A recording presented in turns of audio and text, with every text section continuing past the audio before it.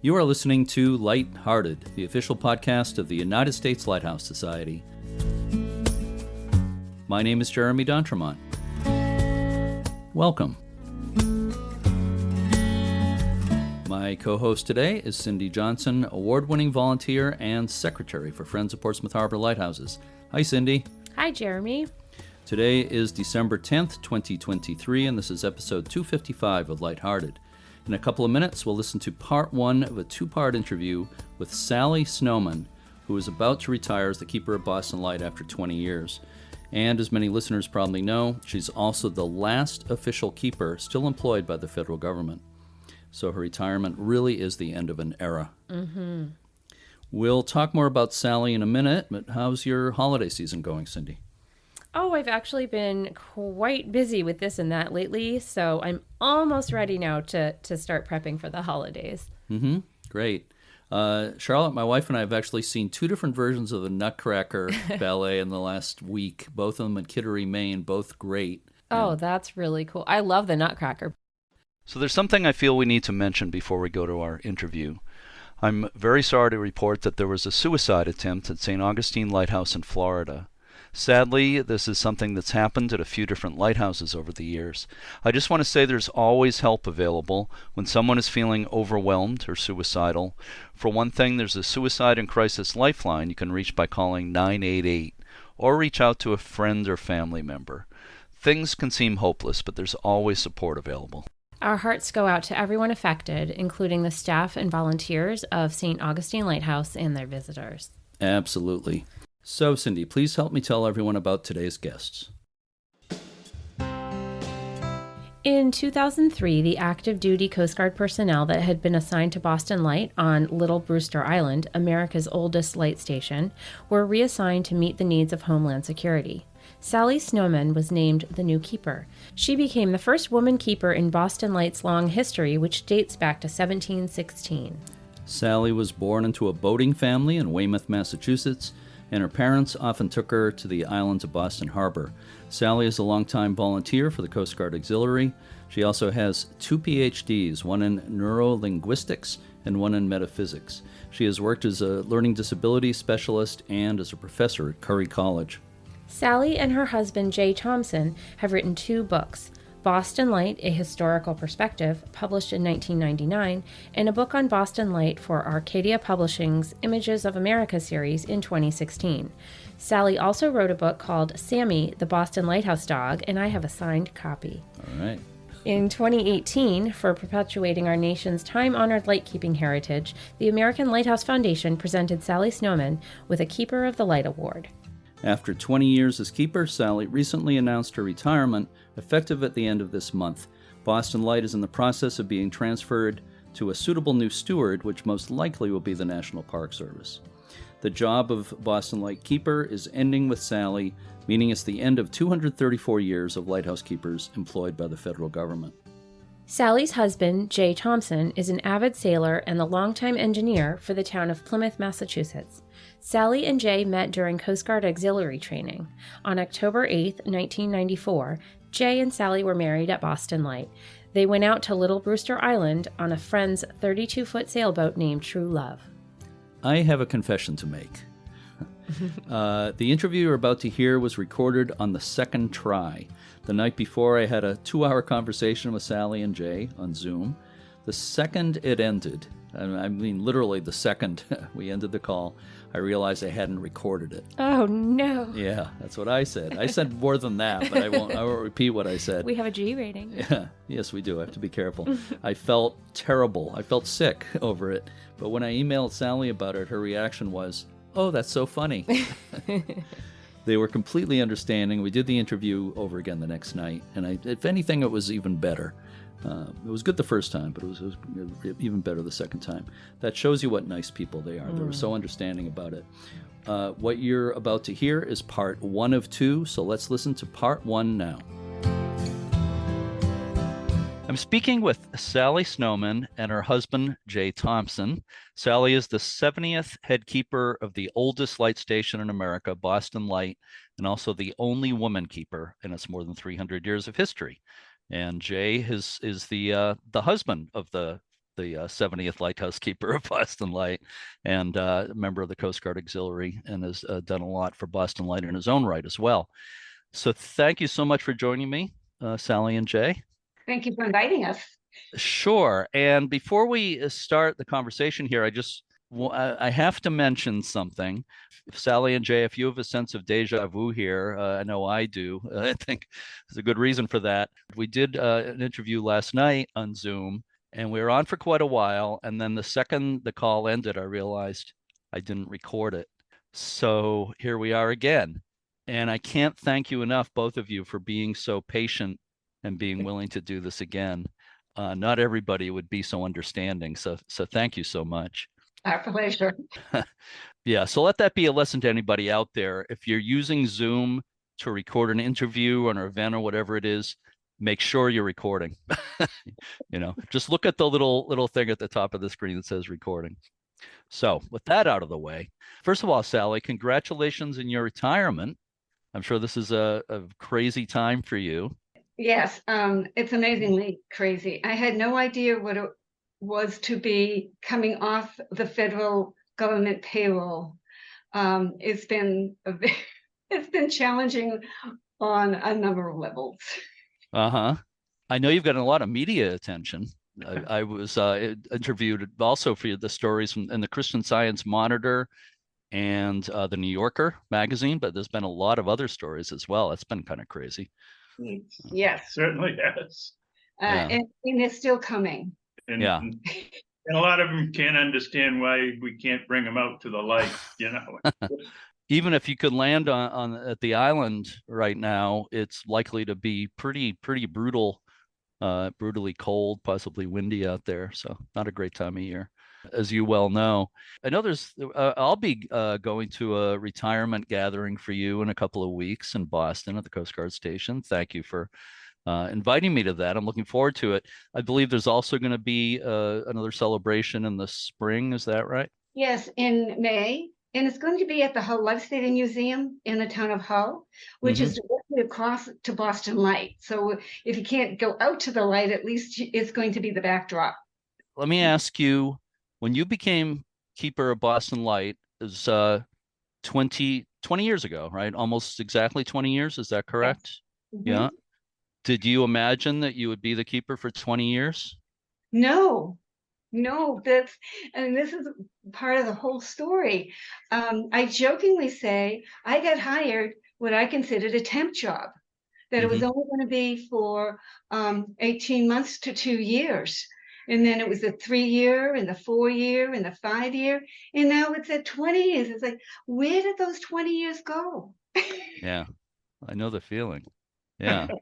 Lighthouse buffs know who you are. A lot of them have seen you on like Chronicle, the Boston TV show, and read about you and things like that. And maybe heard you on the podcast before. I had you on about 3 years ago. But they might not know a whole lot about your background. You have a background in education. And last night we were talking about some of that kind of unusual journey you've had in your lifetime. Your career path kind of took unexpected turns and so forth. But can you say a little bit about that, about your background before becoming Keeper of Boston Light? Sure. What I was doing before I went on payroll, I was a college professor at Curry College in Milton, Massachusetts, and teaching teachers how to teach. That was a passion for me because as a young child, I had a lot of learning issues that back in the 50s, they didn't have any understanding or any way to really help anyone. And so I was a nice girl and I got social promotions right through high school. I graduated from high school. I found out later when I was getting my doctorate in specializing in learning disabilities that in the state of Massachusetts, due to be illiterate, is for 6th grade reading level and up. I wasn't even maybe reading on a 5th grade level. So I graduated from high school in 1969 with dismal reading skills. And I always wanted to be a teacher I decided that when I was in kindergarten, because kindergarten was so hard for me. All the other kids seemed to be grasping things. They were, learning all these things, and I was behind the eight ball. Yeah. And it's like, wow. And because I was a nice girl and I was good and no disciplinary issues, they just let me be. So the time I graduated from high school, looking at my transcript, there were a lot of D minuses, D's. Mm-hmm. And so how do you move forward with something like that? And my mom always said, oh, why don't you just marry a doctor or a lawyer and have kids and you can be a great mother. And it's like, Mm-hmm. really? I don't even know how to help myself right now. How can I help anybody else? So this is where my whole journey began. So once I got out of high school, well, when I was out of high school, a senior, and all my friends were applying for college, and I was the only one in my little group. And so I went to the guidance office and I said, is there anything here that isn't a 2 or 4-year college? Is there any training for anything? And I went over and I found this pamphlet that said, it's a pediatric school, but it had another name to it. And what it was is being a professional babysitter or a nanny. And because of that, you didn't even have to have a high school diploma to be admitted into it. Mm-hmm. And so that's where it started. And the more that I learned about taking care of children, and that's what I wanted to be, an early childhood education teacher, that once I graduated from there, I then went looking to see maybe what college or a program that I could take the next step. And the teaching colleges in the United States, they used to be called, another name calling, Normal schools. Normal schools, yes. Yep. And the last one in the country was in Boston. Mm-hmm. So because I was in Boston for the pediatric school, I walked over to the school, walked up the flight of stairs, knocked on the door and said, hi, what do you need to have for a background in order to apply as a student here?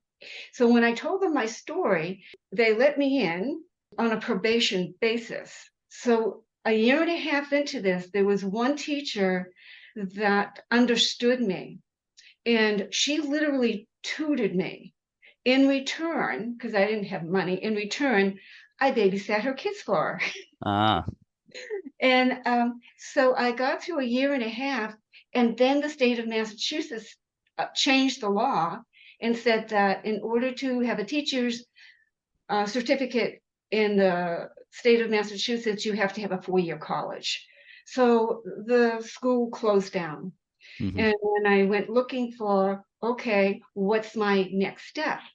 And there was a 2-year college opening up in the South Shore of Massachusetts, a Massasoit Community College. So I went knocking on their door one day and said, what do I need to, what's my background in order to apply here? They were not accredited yet, so they were taking anybody. So that was easy world for me.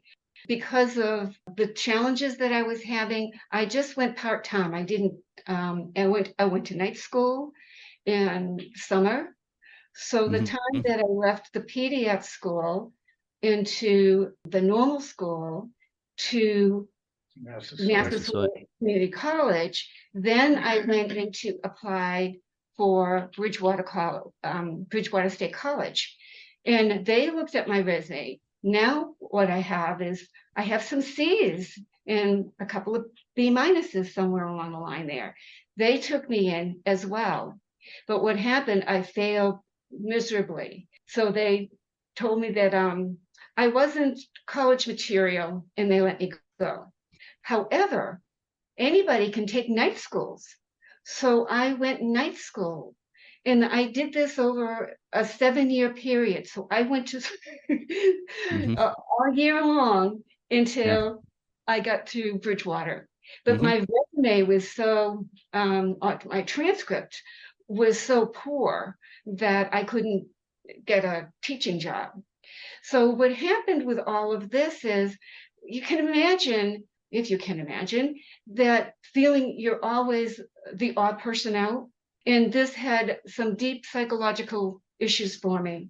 So as much as I persevered to go through all this, it was difficult. I would crash and burn. And then as I moved into being disappointed that I couldn't teach, what else am I going to do? I was doing temp jobs. And I had been on depression, suicidal tendencies. So I had been on medication since I was the age of 21. And so as I progressed and then got to Bridgewater State College, and now I wanted to get a master's degree.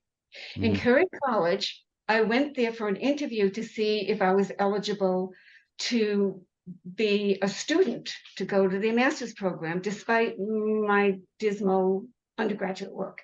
Well, when I told them my story, they ended up hiring me to work with the students at the school, because Curry College was the first one in the United States for learning disabled ADD students.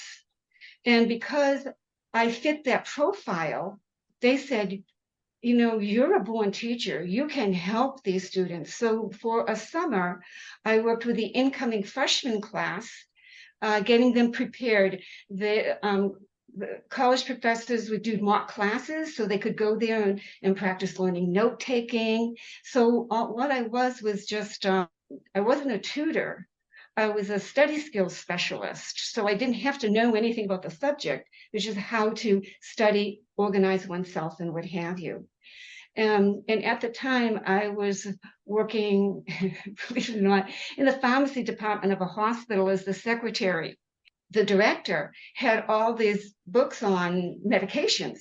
So I started looking at my medications to see what I was taking. It was like, oh my goodness gracious, I have to get off this merry-go-round.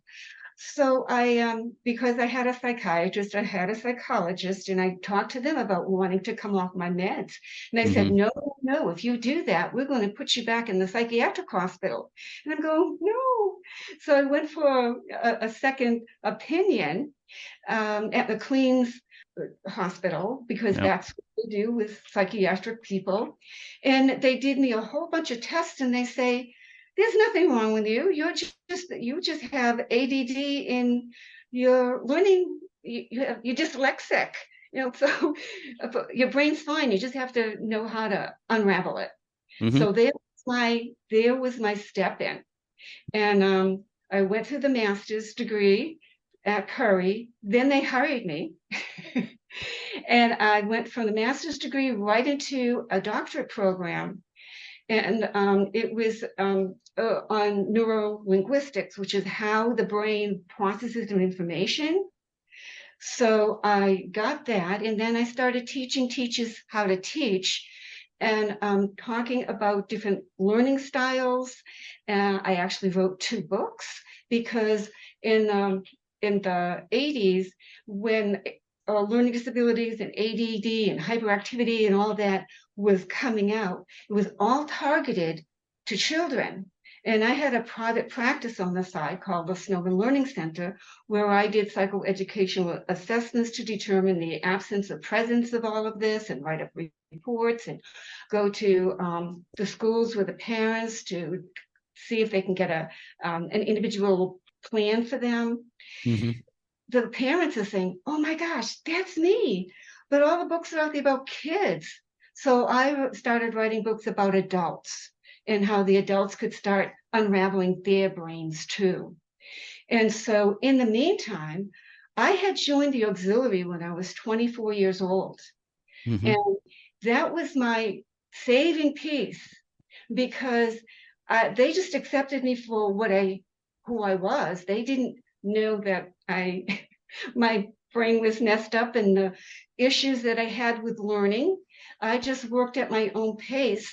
And so one of the first things I did after I joined was become an instructor, teaching the auxiliaries how to teach, because the way they were teaching was just reading the lines off the overhead projectors, or the millimeter. because the Coast Guard Auxiliary, they have a number of programs. One is they do public education. So that was the first thing I jumped into. The second thing that I jumped into was vessel examination, where the boaters that are at launching ramps, yacht clubs, marinas, you walk up to them and say, hey, how would you like a free boating safety check to make sure you have the state and federal requirements? Because if you're out on your boat, any law enforcement vessel can do a spot check and make sure you have your life jackets and fire extinguisher if you need one on board. And so I did that big time. And then the third thing that I did is get into the communications program and became a watchstander down at Coast Guard Station Point Aladdin on weekends when it was really busy. They appreciated having another body in the watchstander program. So with all that, I was progressing into getting my doctorate degree, and then in auxiliary with my teachings, I tripped over Jay. Literally? Yeah, literally. Not quite tripping, but I was smart enough to recognize teaching talent when it was available. And, in the auxiliary, it's the volunteer branch of the Coast Guard. And basically, the auxiliary does all the boating safety. The Coast Guard doesn't deal directly in boating safety. And so it's a part-time job with no pay. So you really have to be dedicated to it and put yourself into it. So it was easy to see that Sally was putting herself into it, and she knew her. She might have had difficulty at times getting stuff across, but she did so much preparation work beforehand that you didn't notice that she struggled as much as she did. Yeah. So with the auxiliary, when I was crashing and burning, they didn't know about that stuff. That was all in the background. And I would just keep being this little everybody battery bunny. I would just keep on going, put the smile on my face, go out and do my shtick, and then go home and have a meltdown and get up the next morning and start all over. So when Jay and I met, my dad had been in the auxiliary for eons, and I didn't figure it out until later in my auxiliary career. He joined the same age. He was 24 and I was 24. Serendipitousness of that. And so my dad and I would be patrolling together on the family boat. Jay was down in Plymouth, and his sailboat was our operational facility. And what that means is we go out on our boats, we offer it to the Coast Guard, we get the signboards that say U.S. Coast Guard Auxiliary Official Patrol, and we're another set of eyes and ears out there. So Jay and I started taking turns.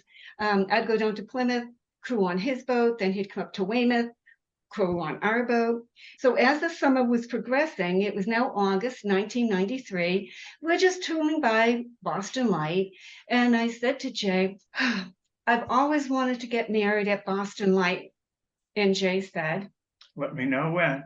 A year later, August 1994, I said to Jay, is the offer still open? Yes. And that was it. We got married out there in October. And I need to roll back a bit here and talk a little bit about my dad. Yeah. My dad in the auxiliary, and he was far up on the food chain. And he arranged for the auxiliary to have a rendezvous out there. So we weren't on a patrol that day. We would just be using our boat as a private entity. This is back in the early 60s, right? This was 1961. So we'd anchor the boat. So all the boats were there anchored, and they'd have their dinghy and they'd roll on to the beach. So when we went in and I stepped on the beach, I looked up at the tower and said, Daddy, when I grow up, I want to get married here. And I keep on saying to Jay, my first love was Boston Light. I'm really sorry, dear. And it just to have be dreaming about, what's it like to be the light keeper, and what would it like to be the keeper out there, and to find out that in another how many years it comes to. So I mean, here I was 10 years old, seeding this wish Yeah. And then to also have that wish to be a keeper. I can't tell you how blessed I am, especially when I had this horrendous background of, do I want to be on that planet or not? Do I want to do away with myself or not? And then all of a sudden I come up to the island and I have this an automatic spiritual connection with it. And we know a lot about the lighthouses, that the light at the top of the tower has many different meanings for many different people. And a lot of that is it's hope. It's hope. It's the light. Go to the light. And sounds like a soap opera. yes. So that's what I did. I'm a spiritual person, and I think that's why I'm sitting here 72 years later telling my story. It's an amazing story. I love listening to it, and thank you for sharing all that, Sally. I think our listeners will appreciate it. We all have challenges in our lives. There's no doubt about that. And kids need to know that if they don't do well in school because of things like that, that doesn't mean they're not smart. It doesn't mean they're not capable of all kinds of great things in their lives. So you're a good example of persevering. I know you said it was difficult at times to make it through all that, but you did persevere, and look what happened. So anyway, thank you for sharing all that. And it also makes me wonder, you and Jay wrote a book on the history of Boston Light, a historical perspective, and you also did a Images of America book on Boston Light. You also wrote a children's book about Sammy the Lighthouse dog. But I'm just wondering, are you thinking of possibly writing your own life story, which I think people would find really interesting? Right now, I'm thinking of memoirs about how the involvement with Boston Light came into being, with Coast Guard Auxiliary, with the Watchstander program and the interpreter program, and the managing of all of that, as well as being facilities manager. There's so many components to all of this. So how we got involved with Boston Light, not only did we get married out there, but then after that happened, that was in October, a few weeks later, we went out and we did a watch. We were another set of bodies on the island. There were 3 active duty personnel at the time. There were 2 on duty and 1 was off. And they would rotate through the cycle for 1 week. And so the 2 people would be on board, 1 would leave, the 1 that was off would come on board. And so they would do that rotation. If you play your math skills, you realize that if somebody got sick, wanted to take leave or training, they were shorthanded. And that's what the auxiliary is. One of the things we do is we support the active duty. And so it didn't take long before they realized that it made sense to take and have a volunteer out there for safety reasons, so there'd be 2 people on the island. And Sally, you can relate how you first learned of that with your dad. Oh yeah, when I was a kid, and so that with the 2 active duty on the island, and for 1 to go off for the night, an auxiliarist would go and stay overnight, and my dad would do that. And my mom would take a brown paper bag, the lunch bags, and make 6 cheese sandwiches on that soft white bread, and the one on the cellophane wrapped in the Kraft, those bright yellow slices of cheese. Yeah. So my dad would go off on Saturday morning, and he'd come back on Sunday morning. So when I joined the auxiliary, I says to Dad, does that still happen? And he says, yes. So I asked if I could go, and I was the wrong gender. So no. But once I got married, and so we went out together to do the watch, there was no impropriety with that. So once I did that, it opened the door for more of that to happen. And that was in 1994. In 1996, the Boston Harbor Islands National State Park was established, and there's 34 islands and peninsulas. Little Brewster Island is one of them. Under this, from congressional law, even though it was owned by the military, it was to work with the Park Service to have at least some sort of minimal visitation possibilities during the summertime. Public access. Yeah, for public access. And so it took a while to get the park up and running. And in 1999, the Park Service was ready and working with the Coast Guard to do a pilot program to see what it would be like to bring visitors out there. And so the rangers needed to be trained. So the Park Service asked the Coast Guard, what's the quickest way to get history of Boston Light? Because of course it's like April and the summer's coming. And they said, well, contact Sally. She and her husband's writing a book, and see if they can help you. So they contacted us and we gave them drafts of what we had. And it turned out that they came back to me because in talking to the Coast Guard and what have you, they wanted to put a training manual together. And the Coast Guard said, talk to Sally. So they said, hey, the Coast Guard said to talk to you about coming up with a training manual. And I said, yes, I'm a college professor teaching teachers how to teach, and I teach curriculum development, and I love writing curriculum. I'd be more than happy to write something up and then edit it to your liking. During the summer, I was starting to develop that as we were doing these, giving the tours, getting a sense of how they were going to come together. So at the end of the year, at the end of the summer, we had a meeting with myself and the active Coast Guard side and the Park Service, and talking about, okay, we need volunteers. It's not enough just to have the rangers. And the auxiliary, we could draw from there. And there's also an organization called the Friends of Boston Harbor Islands. And they started bringing tours out there with permission from the Coast Guard just 3 times during the summer. So at least there had been some experience of having visitors going out there. Yeah. So it was the right thing to do to invite them in on this training as well. Now, the Park Service, they cannot do any fundraising. They can't sell tickets for going out to Boston Light. And they had a not-for-profit organization. It started out as Island Alliance, and it's now Boston Harbor Now. So now we're working with Boston Harbor Now. Yeah. And then they needed a boat to bring the visitors out to the island. And they went to UMass Boston, University of Massachusetts, because they had a research boat that could also bring passengers out to Boston Light. So they came into the mix.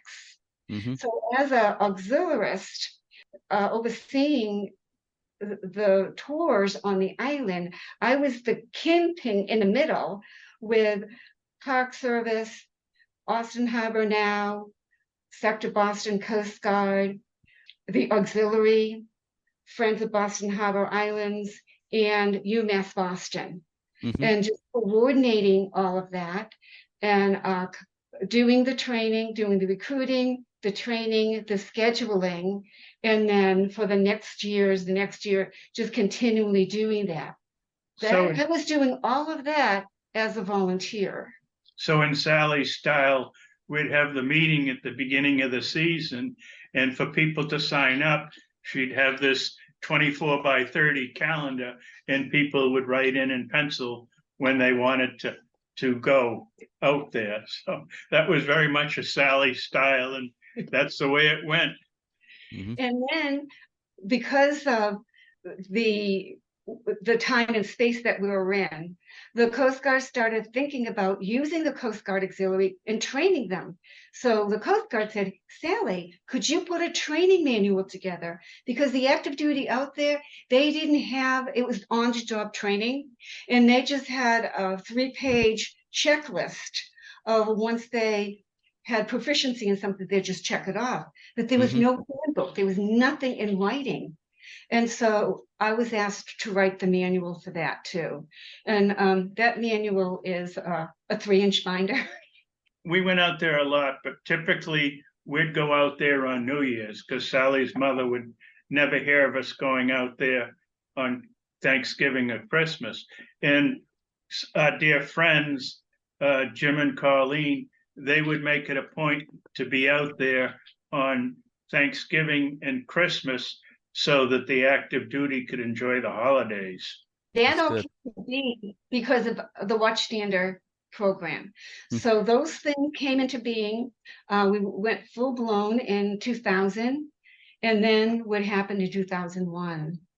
We had 9/11, and the Twin Towers collapsed, and the Coast Guard removed the 3 active duty off the island, and the light was automated at the time. The light was automated in 1998, so it really didn't need to have people on the island except for a congressional mandate at that time. And so when they left, they were gone for a while. And a few days after 9/11, the Park Service wanted to go into the new norm.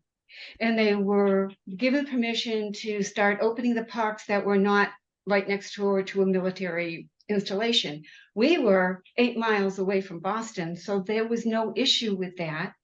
And they wanted to resume the tours. So the Coast Guard said, Sally, you've got watchstanders and what have you. Can you get the island opened so that we can do off snow melt there? And we did that for 10 days. And so the Coast Guard thought, hey, wait a minute. What if we were to make this position a civilian keeper and then have the auxiliary as the watchstander supporting that keeper? That had to get approved. All that had to be approved. Initially, what they were talking about in 1999 and 2000 is having a principal keeper, an active duty one, and then having the auxiliary. After 9/11, they switched that more to a civilian.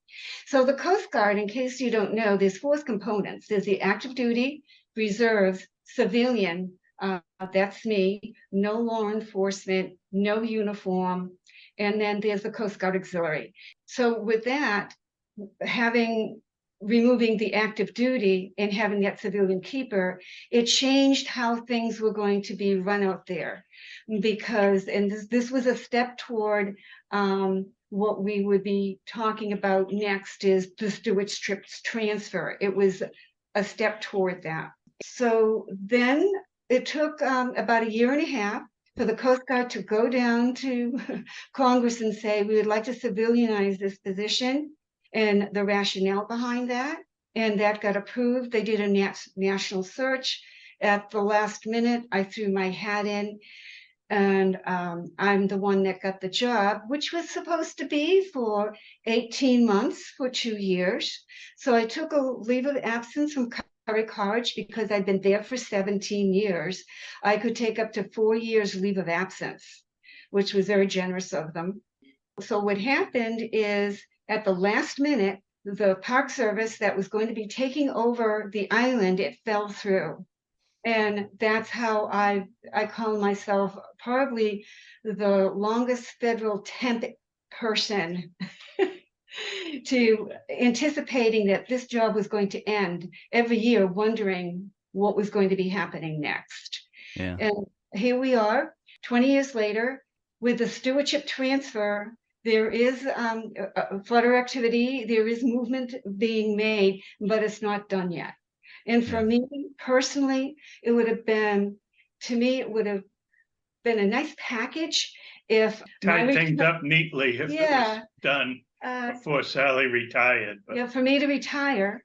And then this position that I'm in is gone. The keeper position is going to be gone when I leave on the 31st of December. Right. And then if it had been a transfer, that would have been a nice little package, but it isn't. And so what's going to be happening is when I leave, there will be an announcement somewhere along the way that Boston Light is no longer being manned. And there's going to be an outcry about that going, oh, there's congressional policy that it has to remain manned. Well, the Coast Guard went to Congress and they sat down and talked turkey, and it makes sense to have it go into this the Lighthouse Preservation Act has the whole process of transferring it, and for Boston Light to be put in the queue for that, so that it's going to get proper care.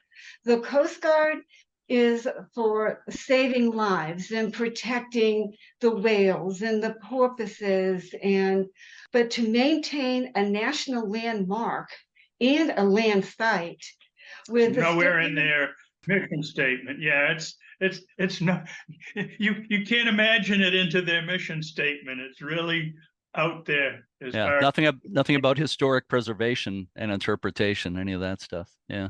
Right. And so when they did a major restoration in 2014, in preparation for our 300th anniversary in 2016, the contractor that got that had to go and give samples of paint colors, and there was a copper gutter that was being replaced, and they had to give them a sample of, what the thickness of that was. And so that is something where the Coast Guard, they don't have training. They don't have a training center to send Coast Guard people to maintain the structures out there. In fact, it was funny when we were doing the restoration, there were some faux pas that were made when they were just trying to keep the place up and going, that the contractor said, like, oh, what's this aluminum under the copper gutters? And for the island or the property be transferred to an entity that knows how to maintain it and to honor it. And the Coast Guard will continue maintaining the light at the top of the tower and the fog signal. So there is still going to be that Coast Guard presence there. And the Coast Guard is one of the partners in the Boston Harbor Islands National State Park, because they are also for port security. The captain of the port is at Sector Boston.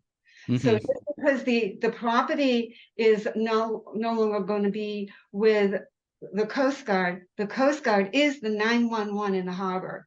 If there's any injuries or situation on any of the islands or on the water or in the water, you don't call 911, you call Sector Boston.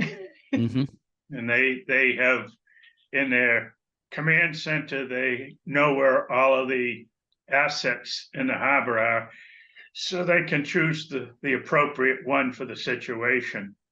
So just to bring closure to this piece here, that for 20 years, this has been an ongoing piece of transferring Boston Light.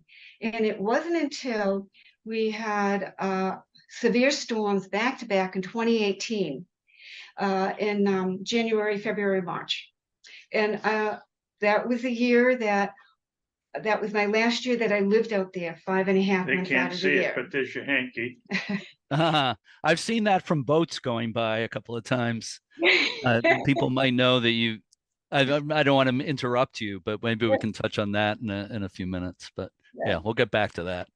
What happened is in September, the Coast Guard sent out a team to assess the island, and I mean, everything.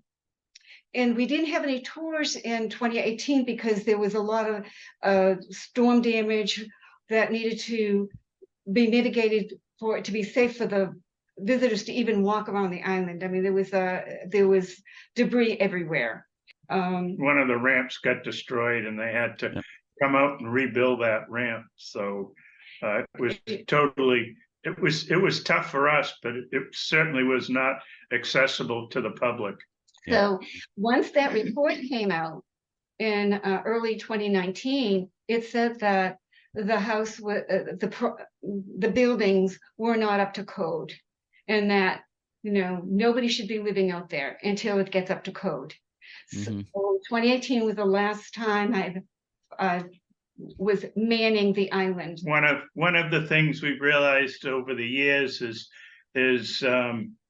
risk management keeps cranking up and cranking up and cranking up. So the report may have been very similar to one done a number of years ago, but with today's standards, that was definitely a no-go.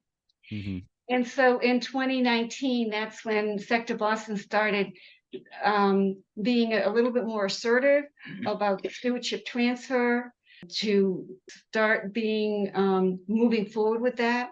So they went down to Congress and to explain the situation to them, letting them know that being a manned island anymore it's just not reasonable. So it does not have to be manned anymore. Yeah, or woman. Or woman, yes, exactly. Mm-hmm. And so that's like taking the hanky out for that. So whoever gets the island, and the process for that, for those who may not be familiar with it, is called the National Lighthouse Preservation Act of 2000. And what that had done is created the way to move the lighthouses that were no longer manned, because Boston Light was the last manned one, Mm-hmm. to find entities that could take care of them. So the way that the law works is that it first is offered to a federal agency. And if there's no federal agency that doesn't want it, it then gets offered up to the state for which the lighthouse resides in. If the state doesn't want it, it then reaches out to a municipality, such a town, and if there's no takers there, it then goes to a 501c3 process for non-for-profits, and the not-for-profit does not have to exist yet. If they want to create one for that, they can move forward with it, or if one already exists, they can plug it into that. And it's an enormous endeavor, undertaking, yes, to do that, but it's been very, very successful. There's been approximately 150 lighthouses transferred, and the last I heard, the federal government had only taken 2 back because they were not being properly maintained. And that was through, so when there's a transfer to a lighthouse, there's 3 agencies up on the high level, on the national level, is the GSA, the General Services Administration, because they own all the federal government in the country, anyway, all the property. And then because the lighthouses are with the Coast Guard is a partner in that. And then because the Park Service, the National Park Service, they're responsible for all the landmarks and land places in the United States. Yep. So that's the 3 team that work together on this. So one of the things that gets convoluted with the Boston Harbor Islands National and State Park was it was just assumed that the Boston Harbor National and State Park would want it, as if they wanted it in 2004. And so what's happened is that there's a waiting point here, because you're waiting for all the federal agencies to say yay or nay, and then it goes to the state. Well, it's still sitting on this federal level. Yeah. Until someone says no. Yeah. Just imagining the Jeopardy theme playing while they're, we're waiting for them to make the decision, da, da, da, da, da. There's no deadline, I guess, for that decision. It was supposed to be, but because of COVID, they just let it slide and slide and slide. And what happens when things slide, it takes even more to get back up to speed, to get back on the page, to, do what needs to get done. So I do know that there's movement toward a stewardship transfer at this time. And I don't want to know it, because I do so much media stuff, and it should not be coming out of my mouth. It should be coming out of, headquarters, or, some higher up there. So when I hear people start talking about that, I cover my ears and go, blah, blah, blah, blah, blah, blah, blah, blah. I don't want to. Yeah. Well, it seems to make such logical sense for it to become part of the park, the national park. And you're right about the Coast Guard not having the inclination or the wherewithal or the, it's not part of their mission. And the Coast Guard more than ever is stretched pretty thin these days, financially and personnel wise. So I think it just makes complete sense. And I know that you've advocated for this happening, and I think that's the right way to look at it. And by the way, I just want to say that one of the things I like about doing the podcast is it goes beyond just people listening week by week and everything. This is oral history, so I appreciate the fact that you've gone through so much history of what's happened with Boston Light and your personal history. 50 years from now, if somebody's researching the history of Boston Light and the life of Sally Snowman, I hope they listen to this and they'll get a lot of information from it. So I think it's great to cover this ground. For those who saw the Zoom session with Dan May, Rear Admiral Dan May, retired, he was the one that hired me in 2003. Yep. So interesting that, what goes around comes around. And in the book that has just recently been released, that he wrote one of the chapters on Boston Light, and I think is one of the best chapters of the book. Yeah, I agree. I think we have a lot of friends in common. I know that's the case. And you and I, Sally, go back to the 80s, the late 80s, when I was helping with some of those tours that Friends of the Boston Harbor Islands were running out there. And you were on the auxiliary out there. I have a picture I took of you on the dock with a few other auxiliary people waving to the boat as we left. So I treasure that. And I was lucky enough to be involved with the publication of Dan May's book that's just come out. So it's great to learn the background, from his point of view. And he's a great guy, done a lot of good work. And going back to the 80s, I knew Dennis Dever pretty well. I was the keeper there for a couple of years in the late 80s. We talk about Dennis being the first/last keeper because Right. when they were talking about unmanning all of the stations, and they had it on the docket that he was going to be the last. And yep, there were a lot of newspaper articles calling him America's last lighthouse keeper. And I think he enjoyed that role. He loved it out there. I know he really did. Yeah, it was interesting. Those stationed out there, it was one way or the other. They either loved it or they hated it. It's like Moxie, the tonic. You either love it or you hate it. I hate it. But you're absolutely right about that. In fact, at the same time Dennis was out there, there was another Coast Guardsman, below him. I think he didn't like it at all. He didn't enjoy any of it. He told me for fun he would drop water balloons off the top of the lighthouse onto the ground. So that's how bored he was.